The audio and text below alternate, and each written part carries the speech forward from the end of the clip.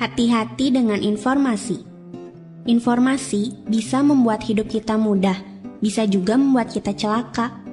Ada orang yang masuk penjara gara-gara mentweet atau memposting status di media sosial. Tak jarang, permusuhan antar kelompok gara-gara informasi yang mengadu domba. Berita, fakta, prasangka, gosip, fitnah bercampur aduk. Kalau tak pandai memilah, bisa bahaya. Karena itu, tak heran Rasul bersabda, "Salamatul insan fi hifdzi lisan." Keselamatan seseorang tergantung pada menjaga lisan.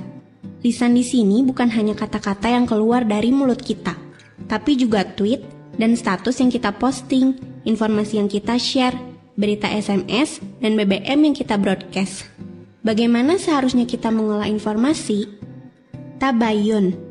Allah mengajarkan kita untuk selalu konfirmasi. Jika datang kepadamu orang fasik dengan informasi, maka tabayunlah, atau konfirmasi, cek dan recheck.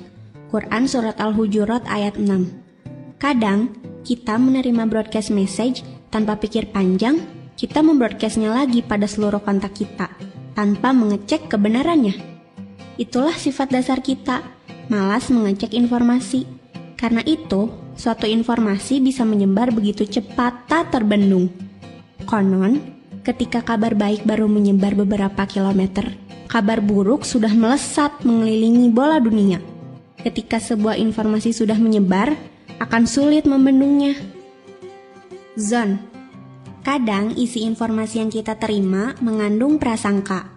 Jika kabar itu benar, maka itu gibah. Jika kabar itu salah, maka itu fitnah.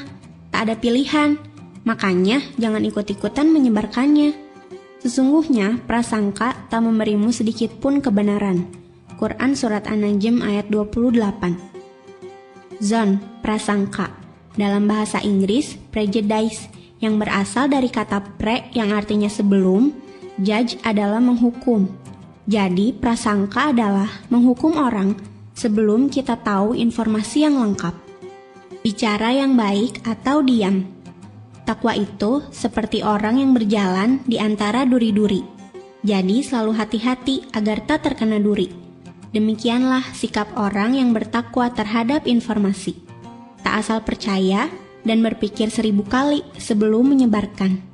Jika kita mudah menerima dan mengirim semua informasi yang kita lihat dan dengar, maka menurut Rasul, kita ini termasuk pendusta. Cukuplah dikatakan pendusta orang yang menceritakan semua yang dia dengar. Hadis riwayat Muslim. Sebelum men-share sebuah berita, tanyakan pada dirimu tentang beberapa hal berikut. 1. Apakah berita ini benar? Apakah saya sudah mengkonfirmasi kebenaran berita ini? 2. Apakah ini fakta atau prasangka? 3. Jika berita ini fakta dan benar, apakah memang perlu disebarkan? Apakah ada orang yang merasa disakiti dengan berita ini? 4. Apakah berita ini memberikan kebaikan atau justru menyulut permusuhan?